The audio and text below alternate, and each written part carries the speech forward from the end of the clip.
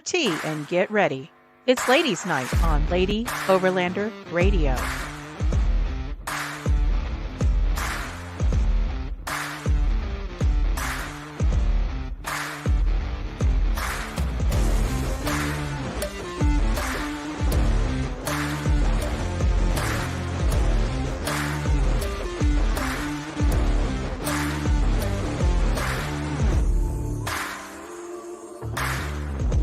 Be sure to like, comment, and subscribe so you never miss an episode. The Lady Overlander Radio podcast is available live on Facebook, YouTube, Twitter, and Instagram. You can also catch the audio version on Apple Podcasts, Spotify, and all other major podcast platforms. Enjoy the show. Hey, Arla. Hey, girl. Hey. Girl, hey. How you doing? Girl, I'm in a whirlwind today. It's been meeting central. I'm still in my big girl outfit from work, and I've got a terrible sunburn on top of that because, I've only been tanning for 2 months, and then I went and floated the river, and somehow it ended up being a 12 mile that I was not aware of was a 12 mile. I thought it was a 4 whenever I was talked into going. Wow. I feel like I was misled, and I'm not that athletic. You feel me? Oh, yeah. I bet your legs are sunburned so bad. Yeah. It was still fun, but there was a lot of wind and there was a lot of work. Somebody paddled a lot, and it was me. And you didn't like that? No, you have muscles in your arms. That is new for me. That's good, though. It's good. Get you some buff shoulders and all the cardio. I'm good for like 2 weeks. That's funny. 2 weeks. Yeah. So that's what you did this weekend? That's what I did this weekend. What did you do? I see this new Coast shirt on over you that you got. Yeah, let me get over here. Work it. Yeah. So we went to George's Majestic Lounge in Fayetteville. Yep. And we watched the Nuco Band, and we watched Magnolia Brown, and another guy, Taylor Smith, I think was his name. All of them were excellent bands. Nice. Fantastic.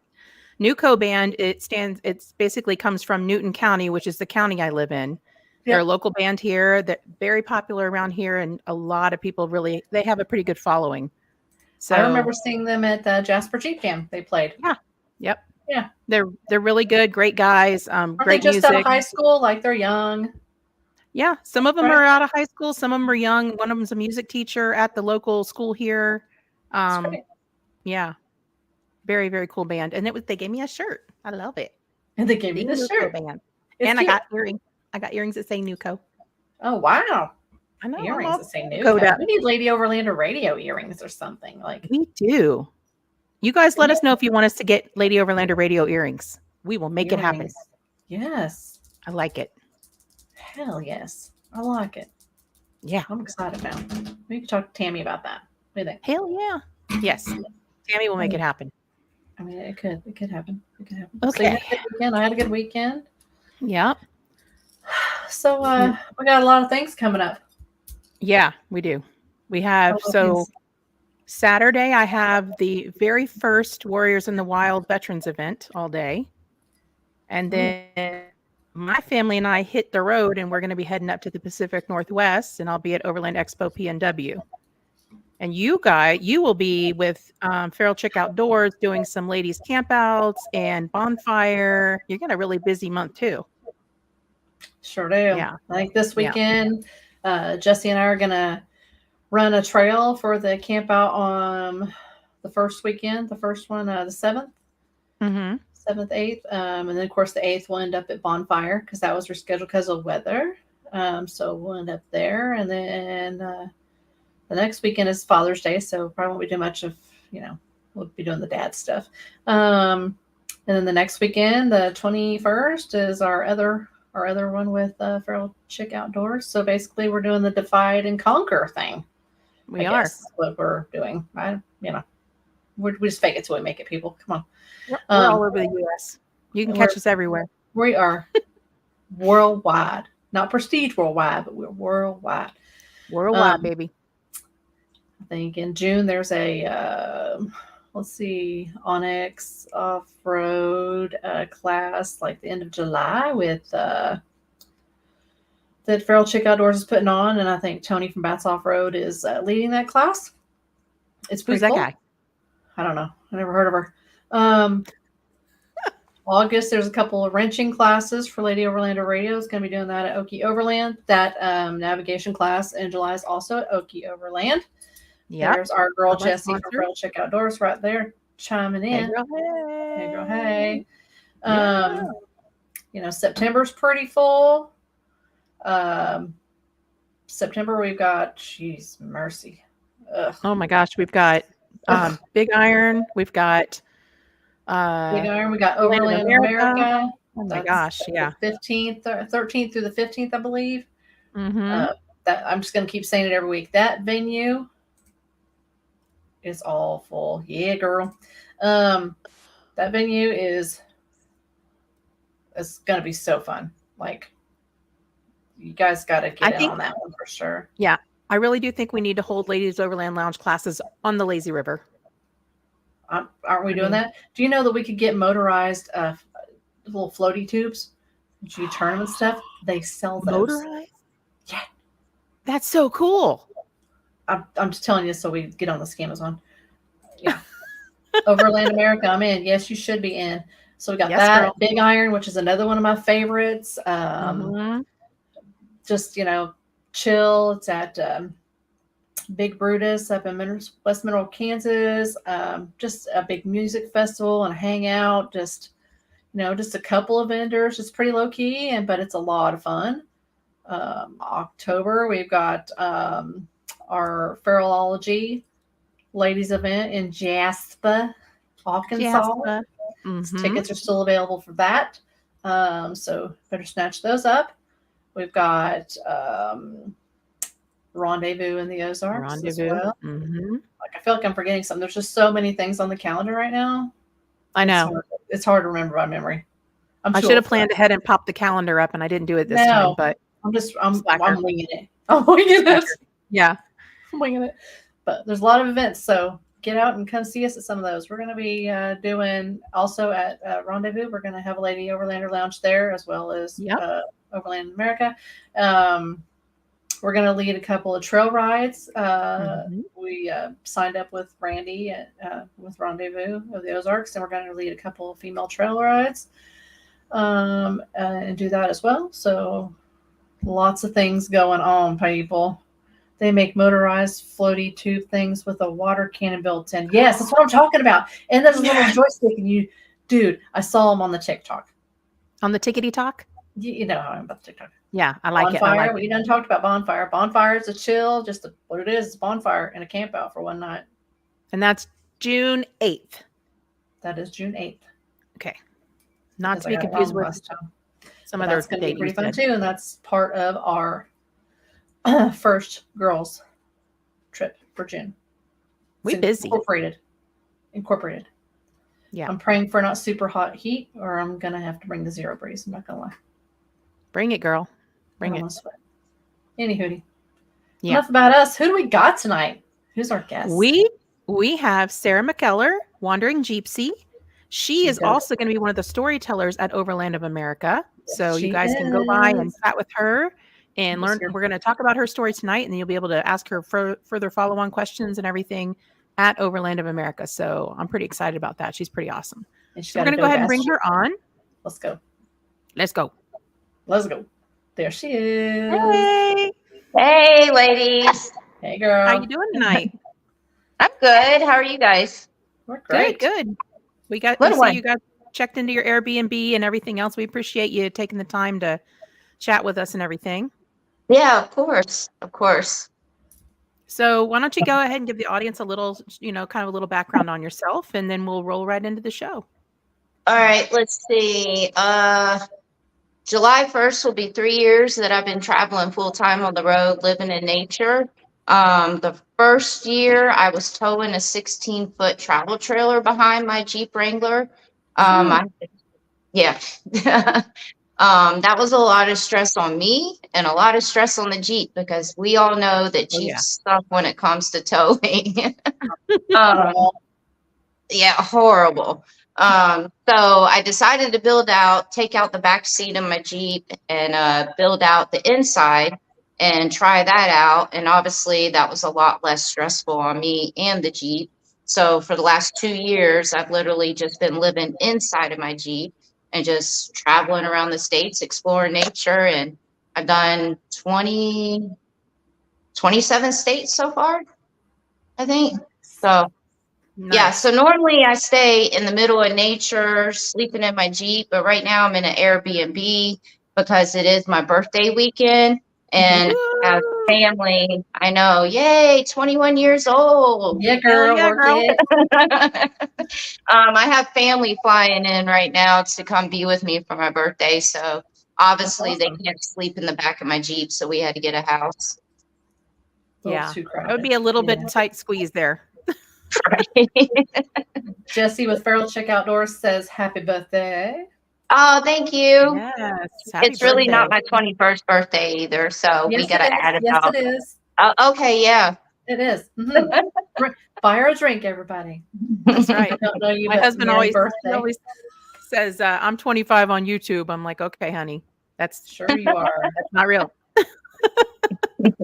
Yeah, and then YouTube. So then I started a YouTube channel and it kind of just blew up last year. So in the beginning of my travels, I was stopping and picking up seasonal work because my savings wasn't going to last forever.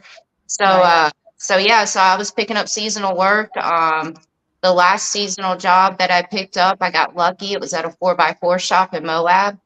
Awesome. Nice. That would be fun. Very awesome. Yeah. But now since the YouTube channel and the social media kind of blew up last year, now I don't have to stop and pick up that seasonal work, and it kind of pays for me to be able to do this full time now. Thank God. That's awesome. Yeah. Do you find you still need to like budget yourself, or you kind of are you comfortable? Yeah, for sure. Yeah, I'm not making the big bucks yet off of social media. So I live very minimalist. Living in the middle of nature. A lot of times I camp on BLM land, which is free public land. So that saves me a lot of money right there. The first 2 years of me traveling, I still had a Jeep payment, but because I was penny pinching and living very minimalist and putting everything into my savings, I was able to pay off my Jeep last year. Nice. So that was my biggest payment that I had. Being on the road. So now my biggest payment that I have being on the road is the gas. Yeah. Awful. Oh yeah. Gas is crazy. Always. I don't know how people that do it full time can afford the gas part, honestly. I don't. Well, I mean, I had a couple upgrades, like I get about 16, 17 miles per gallon right now. Which I think is pretty decent for a Jeep. That is decent, yeah. That's pretty decent. That's what I said. I have a Jeep and I get 13. Oh, wow.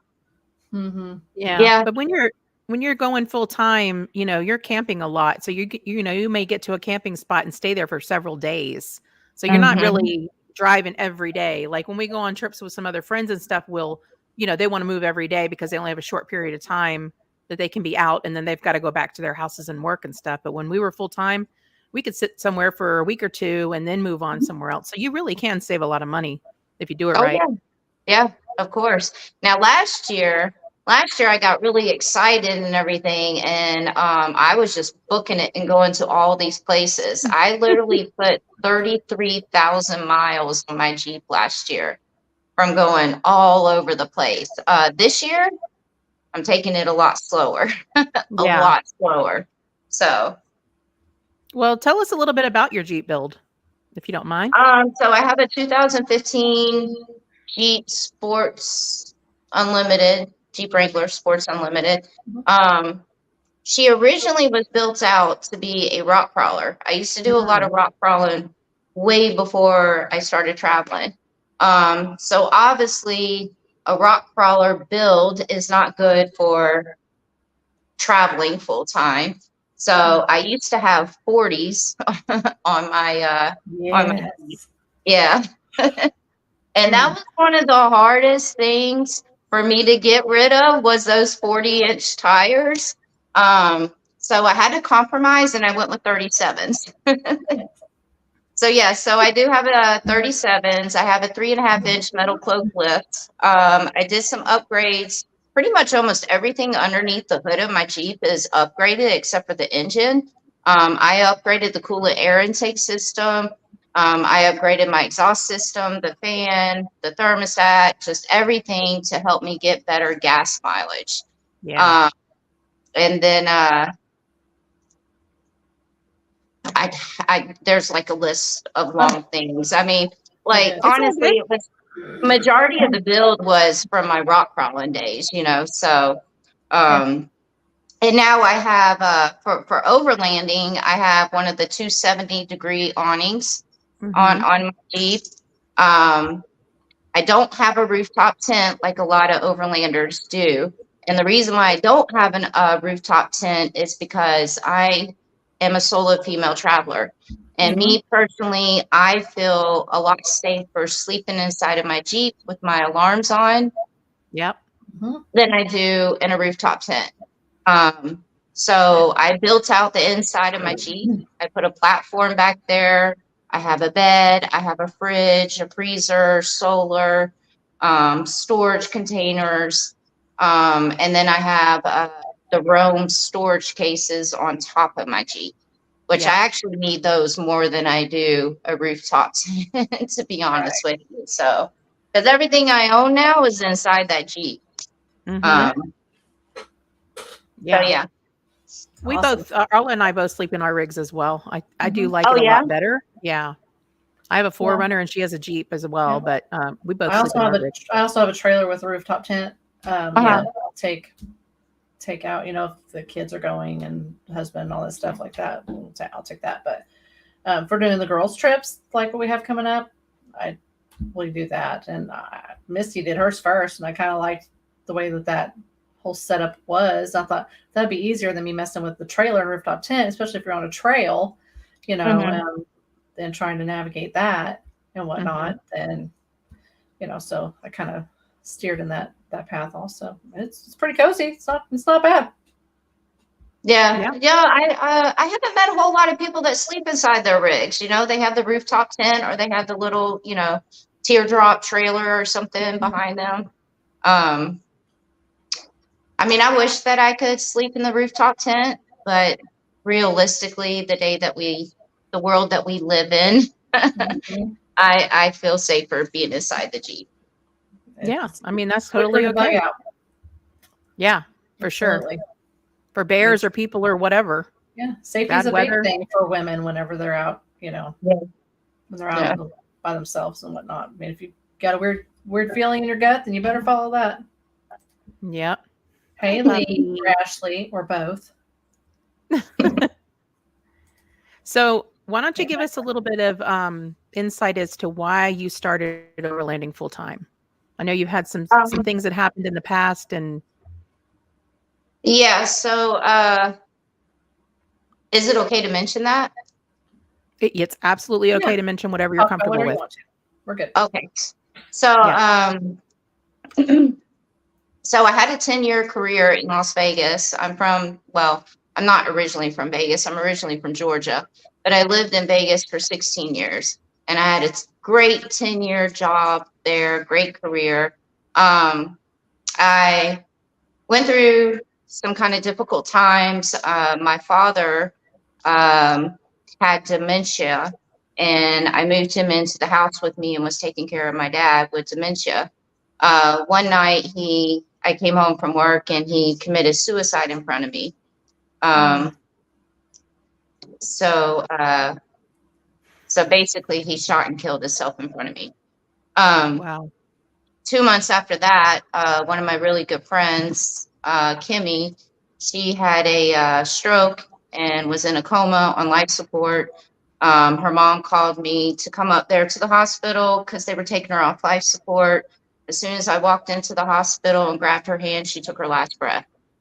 So then a month and a half after that, my best friend in the whole entire world that had been battling pancreatic cancer, this was expected, but he was down to his last couple of weeks. I took off work, went and stayed with him for those 2 weeks, and I was laying in the bed with him when he took his last breath. So all that happened within 5 months. So Wow. I sunk into a huge depression, went into a huge hole, and it was difficult. I mean, especially dealing with the dad's, what happened with my father. So so then I started engulfing myself into work. I ran a bar in Vegas. So I was up there 7 days a week, working 12-hour shifts sometimes. I just didn't want to be at home by myself. So then I went to this Jeep event in Sedona, where I just came from. I was just in Sedona. I went to this Jeep event in Sedona, and we were up on this mountain, the people that I was with, and some girl comes pulling up in a 4Runner, and she lives in her 4Runner and travels around the States. And she just started talking to me, and I swear, I feel like the universe puts people in front of you for a reason. I didn't even tell this lady anything that I was going through. And she starts telling me that the reason why she started traveling is because her brother committed suicide. And nature was her therapy, and she always felt at peace with nature. And I'm like, holy moly, like, this is crazy. So then I tell her about me, and then I'm like, I've been an avid hiker for over a decade, camping. I've had the Jeep and been off-roading for about 7 years now. And the outdoors has always been my therapy. And so I'm like, maybe this is a sign, and maybe this is what I need to do, because honestly, I was going to have a mental breakdown eventually. So I went back and I gave the owners of my bar a 6-month notice. And I was like, I got 6 months to change my mind or 6 months to figure it out. And 6 months later, I just got on the road and just started traveling. Totally didn't know what I was doing, new to the whole thing. Obviously figured it out, because I'm still doing it. And it was the best decision I ever made, because I took that first year of just being in nature and trying to get myself back better mentally and trying to deal with what I had just went through. And so that's what I did for that first year. And after that first year, I did, I'm not going to say a 360 mentally, but I was definitely in a lot better place mentally. So definitely the best decision I ever made. I mean, honestly, if I would not have done this, I would have had mental breakdown eventually. So I know yeah. you had a parent that also had a drug issue, right? And then so when I first moved to Vegas 16 years ago, I actually moved to Vegas because I had just met my father for the first time. I had never known him. I hired a private investigator to find him. And so I moved out to Vegas so I could have a relationship with him and get to know him and everything. So when I moved out to Vegas, I went out to Vegas acting like I was a whole different person. I hid my past. I never talked about my past. I was embarrassed by it. So I grew up in the foster care and group home system because my mother was a drug addict and an alcoholic. So for 14 years, from 3 to 17 years old, I grew up in the foster care and group home system because of that. And then I went through a lot of other stuff and everything. And so I was just always embarrassed by it.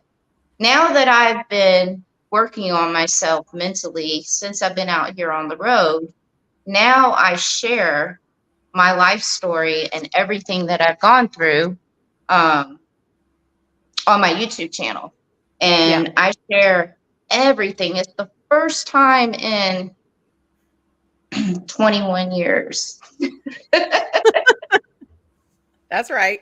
It's the first time my whole entire life that I've actually ever openly talked about what I've gone through. And so now I take that social media platform that I have, and I started sharing my story and everything that I've gone through in hopes that it would reach out to others. And the first time that I ever shared my story, you should have seen the emails that I got from, like, especially some of these ladies that emailed me, just talking about how they hid everything that they went through and stuff too. And, you know, now hearing my story, it's helped them. Then I started doing public motivational speaking events and just laying out my whole life at these public motivational speaking things. And, you know, to know that it's reaching out to others, it's almost therapeutic to me also. So it helps me also to be able to talk about it and get it out. Now I know you also experienced a basically a sexual assault situation. How does that I asked you before we started, everybody, I asked her if it was okay to talk about this stuff. So how does going out and traveling solo now, how do you kind of deal with that after what you've been through? And do you find that it really has no effect on you now, or is it I'm always aware, and I'm probably extra aware. And that all goes to why I sleep inside my Jeep and not the rooftop tent or a tent on the ground, you know. So I'm over cautious and over paranoid, like, which is probably good, you know, but I am one of those over paranoid. I'm so over paranoid that when I do my research on these places that I'm going to, so let's say that I'm going to Oklahoma for the event. So say I'm going there. Well, I will do my research on what kind of crime is in Oklahoma. And I will also look up the crime in the surrounding areas. That's how over paranoid I am. But in the 3 years that I've been doing this, I've only had one incident with 3 guys. And I was pretty smart to get my Jeep and just haul-tail it out of there before it escalated. I do carry, I have protection, and then I have bear spray and all that other stuff. So, and then my aunt has a tracker on my phone. So she knows where I'm at 24/7. Yeah, so, that's all of the things that we mentioned to ladies too. You know, trust your intuition. If you feel like something's off, there's no shame in leaving and finding somewhere else to camp or getting a hotel room for the night or whatever. You know, carry some type of protection, have an exit plan, know your surroundings. All the things that you just mentioned are all the things that we tell ladies all the time that are wanting to get into solo travel or even just traveling with their family. It's important, you know, because we've only ever had one. Go ahead. Oh, when I get to the location that I'm camping at, before I set up camp, I would drive around the area too and scope out the whole area. So I think because of my past history and what I've been through with the, you know, rape and, you know, growing up in the group home system, which was pretty rough, just going through all that makes me more overcautious now, with especially the lifestyle that I'm doing. Oh, absolutely. And do you still struggle with trying to like just decompress and relax, or do you find that being out in nature really helps you to do that a lot? Oh, it does, for sure. Yeah. And you know, it took me a while with my social media, YouTube. I felt like I needed to always be constantly filming everything and then editing and filming and editing. And so it got to the point one time last year that I was working almost 7 days a week. But then I started seeing myself get stressed. And that's what I'm trying to avoid, because stress will trigger my depression. So now I've figured it out as YouTube is my job, literally. And a regular job, people work 5 days a week and they have 2 days off. And so that's what I do now is I work 5 days a week and I give myself 2 days off, whether it's me go do a hike somewhere with no cameras or sit at my campsite and just take the nature in and enjoy it. But yeah, that took me a while to figure that out.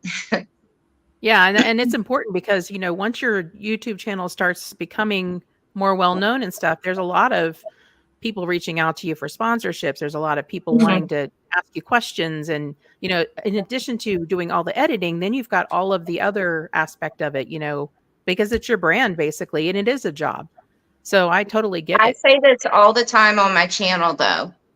My mental self and my happiness comes first before any social media, before YouTube or anything.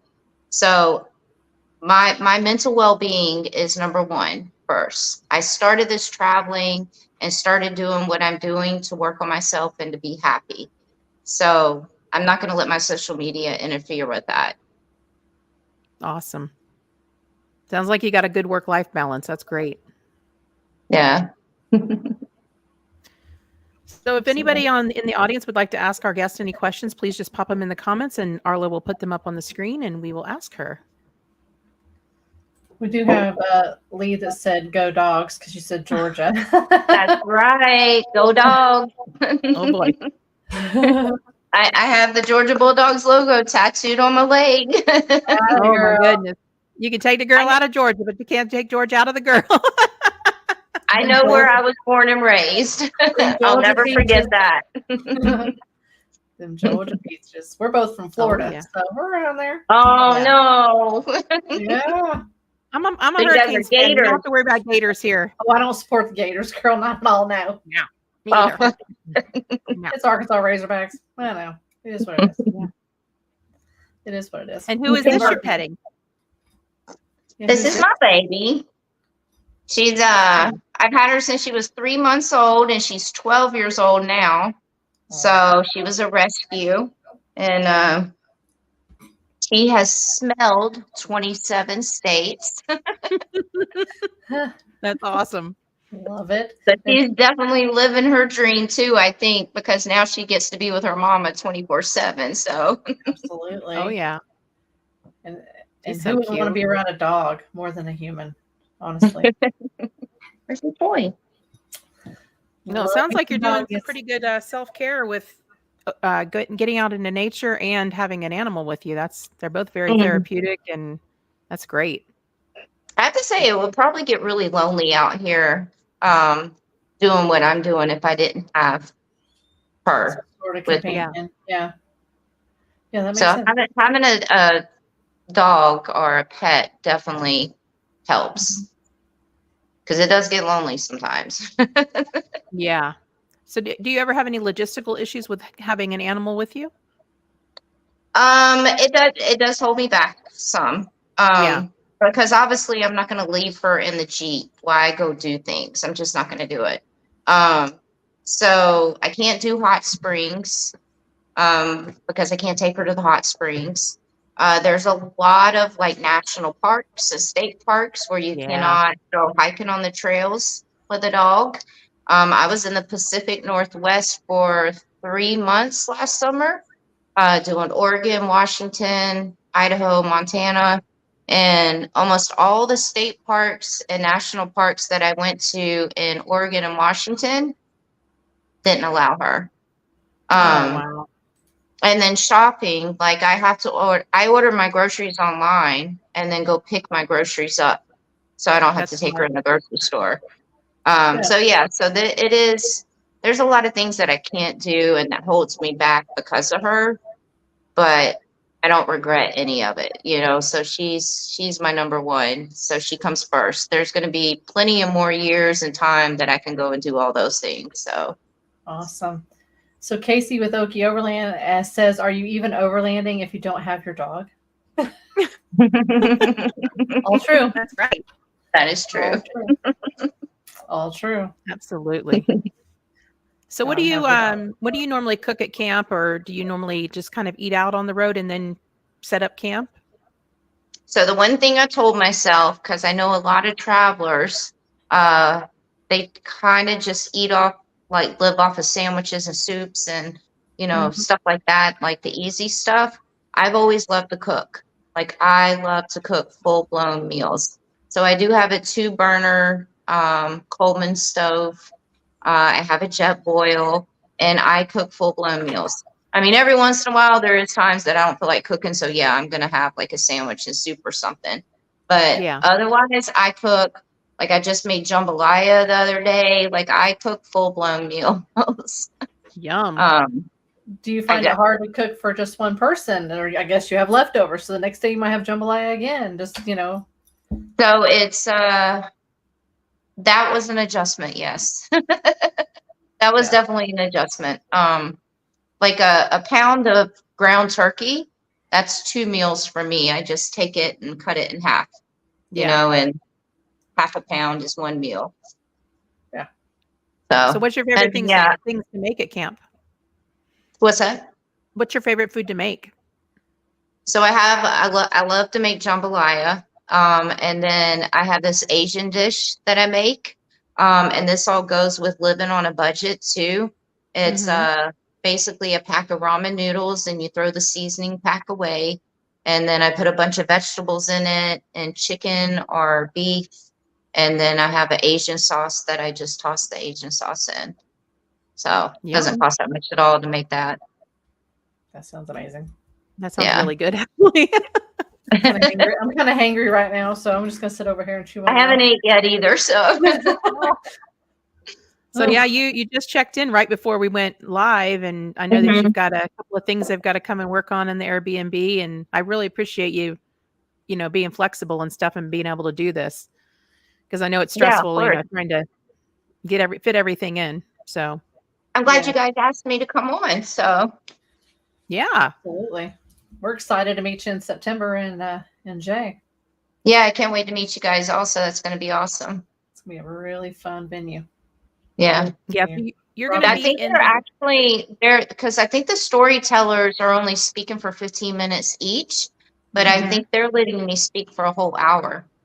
Ooh. Awesome. Yeah. We'll have to way or adjust our schedule to be able to. Yeah. That's what I was thinking. We need to make sure we have a lounge doing another class. So yeah. We're doing classes and whatnot. Mm-hmm. So we'll have to try to figure out whenever you're slated to do your stuff so we can sneak over. I'm excited. Yeah. I just spoke at a overland event in Texas in November or September, October. I think it was September of last year. I spoke at an overlanding event there in Texas. Awesome. So what other events other than Overland of America are you going to be attending this year? Or is that pretty much it? I don't really go to a whole lot of events. I'll be honest with you, since I've been traveling, and I know this is kind of weird because I was in the bar business for almost 30 years. I mean, 20 years. Because you're 21. Before you were old enough to drink. So I was in the bar business for almost 30 years. So meaning I was very social. And since I've been on the road traveling, I kind of seclude myself away from society and people and everybody. Every once in a while, when I start getting that very lonely feeling, I will go stay in a campground and make friends, so I don't become feral. But now being around big crowds and stuff, my anxiety gets really, really bad. So, like the overland event that I went to in Texas, I had a friend that lived down there in Texas, and she came and camped with me the whole weekend, and she was standing right beside me while I spoke. So just having her there as that support system helped a lot. And then I have another friend that's going to be meeting me in Oklahoma, so I'll have her support system there also. But yeah, like I have my family's flying in right now. They'll be here on Friday, and we're going to a concert on Saturday. And I'm like, this is going to be, that's people tough. Yeah. That's going to be very tough. Yeah. So it's, I don't necessarily go out of my way to go to these events or anything, just because I'm by myself. And so going to these events by myself is overwhelming to me and makes my anxiety get really bad. So in the day, I would have been going to these events all the time and everything, but like I did it to myself. I secluded myself, and now I'm like not used to being around all these people anymore. So same with my dog, I mean, you nailed it. I mean, those events, they are very overwhelming. overstimulating, all the things, anxiety, all of it. Like, we went to several expos last year, and the first one we went to, I came home and I was like, talked to Misty, I'm like, oh, that was a lot, like on the go, thousands. Well, of it was people. Overland Expo West, which is one of the biggest events. So we were like, holy moly. I was like, the one in Flagstaff, right? Yeah. Yeah. I was literally an hour and a half away from that. An hour and a half. And I didn't, and I contemplated on going. And the only reason I didn't go was because I would have had to walk through the massive crowds of people by myself. Yep. That was the only reason I didn't go. It's a lot. I really wanted to go to that though, but. And then another thing too is like these overlanding events, if there's any guys watching, I'm sorry guys, I'm gonna go ahead and say my apologies now. But we all know that this overlanding stuff is a predominantly male sport, Right. so you don't see a whole lot of females doing it, especially full time. And I'm going to be completely honest with you. I have been tested by fellow overlanders, like I had 2 overlanders follow me on a highway, get off an exit and follow me into the gas station. And one was in a Jeep and one was in a 4Runner, and they were together. And they wanted to come up and talk to me about my Jeep. And then they questioned me about my tires. And they're like, oh, you do this full time with those big tires? And I'm like, damn right. Yep. I've done 20 something states with these big tires. And I've been doing this full time, for a couple years now. And so like the Overland event that I went to in Texas and spoke, it was kind of humorous. They had a whole bunch of chairs out and everything in front of me for people to sit on. And oh my God, there's a huge rabbit outside. Squirrel. Yeah. 2 of them. Oh, wow. Aw. So at that Overland event, when I was speaking, the people that were sitting in the chairs were all ladies or couples. And then in the way back behind all these chairs, you had all these guys just kind of standing around casually listening.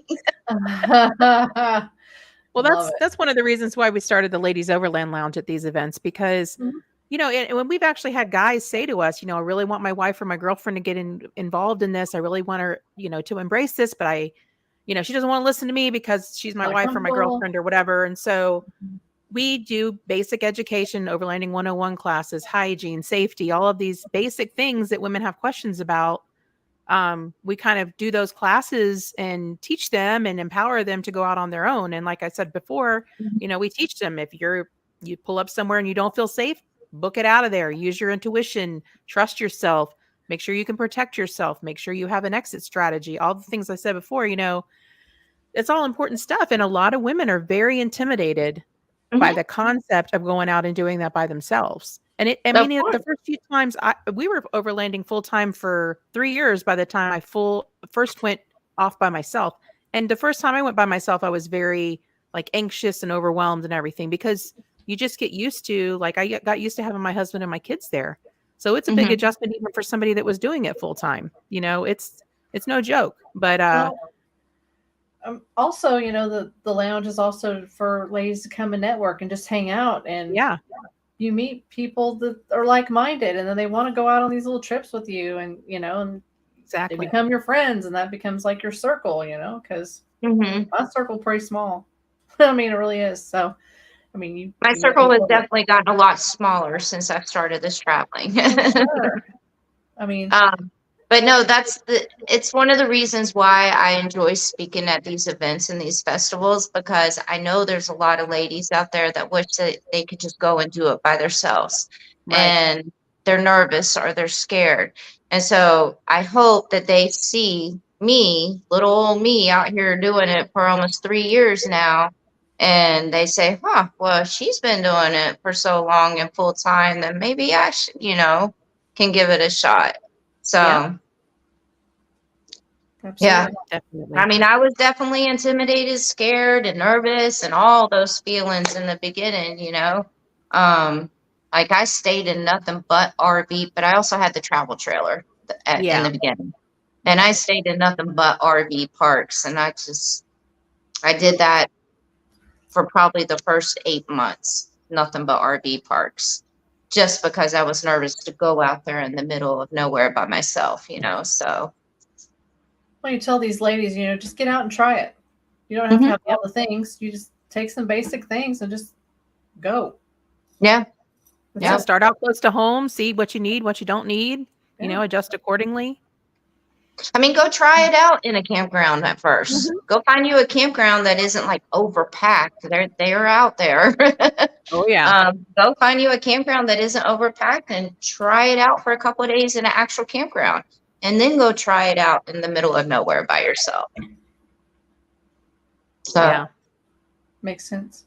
Yeah, there's nothing like the solitude and the peacefulness you get out there by yourself. It's amazing. Not at all. Yep. Yeah, I'm definitely blessed to be able to do this full time now. So if looking back, let's say back to when you were about 12 or 13 years old, what would you tell your 12 or 13-year-old self, knowing all the things that you've gone through and all the things that you know now? What would you tell her? I just got into the outdoor stuff probably about 11 or 12 years ago. So I would definitely probably tell my 12 or 13-year-old self to go get outdoors more. Yeah. Because I didn't do that. About 12 years ago, if you would ask me to go camping or to go hiking, I would have laughed at you. And I would have said, no, I'm going to go get a hotel room. So I definitely think the outdoors, getting people's kids out in the outdoors and having them do outdoor activities, I think is definitely a smart thing to do for your kids. Instead of them sitting there playing video games, or in my incident, and I shared this on my channel also, because I grew up in the foster care and group home system, and I didn't have that actual family. When I was a teenager, I was in gangs. So that was my fun, was to go be in a gang and go fight other people and go do bad stuff, so.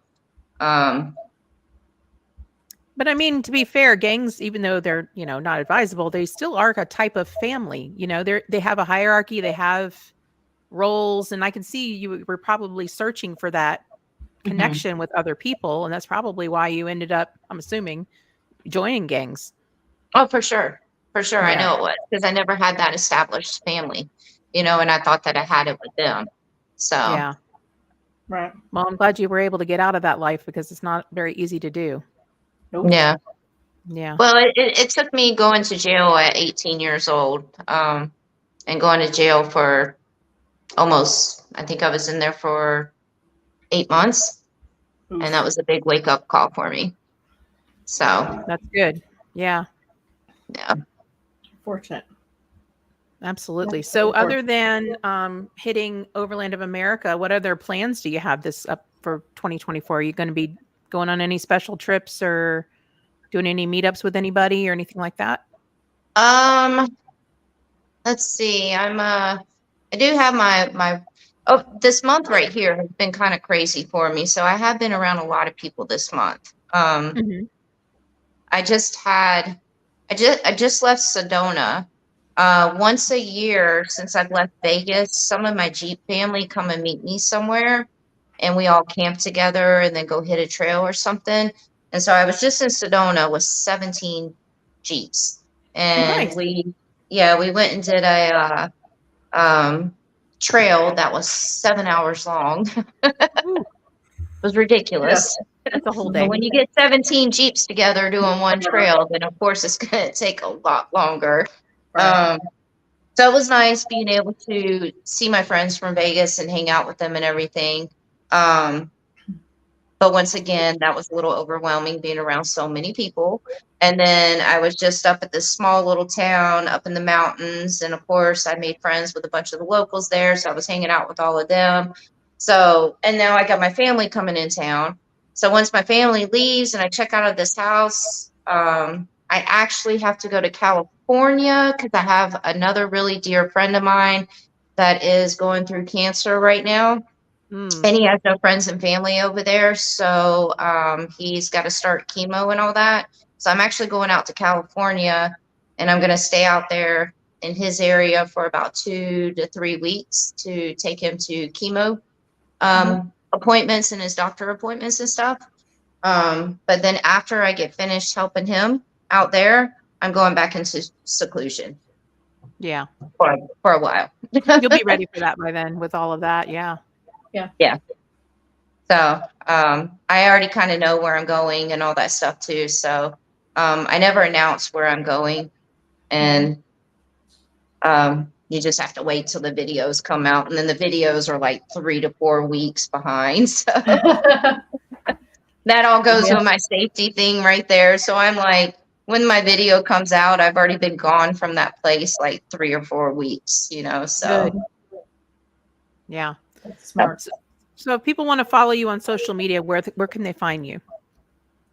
So my YouTube channel is Wondering Jeepsy. So Jeepsy, as you see in the name right there. And then my Instagram is Wondering_Jeepsy. Those are really my only 2 social media platforms. I had Facebook, but my Facebook got hacked in November, and Facebook refused to give me back my page. So no more Facebook. What? So, yeah. Wow. Yeah, my YouTube, my Google, and my Facebook all got hacked by the same people at the same time. Google and YouTube, I got my accounts back from them in less than 24 hours. And Facebook, I fought with them and argued with them for months and months and months and months. Even sent them my birth certificate, a driver's license picture, everything. And they refused to give me my page back, even my memories, like almost 20 years of videos and pictures and memories. They refused to give me any of it. It took me 2 weeks. 2 weeks to get it back. It was a nightmare. Ridiculous.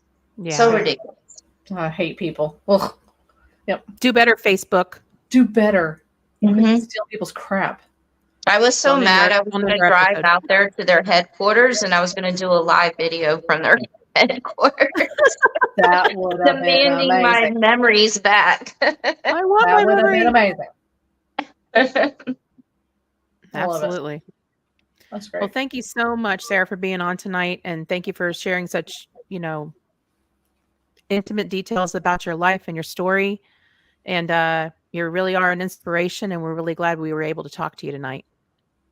Well, thank you. I appreciate it. Thank you. And I can't wait to meet you ladies. So in September. We'll hide you from the people.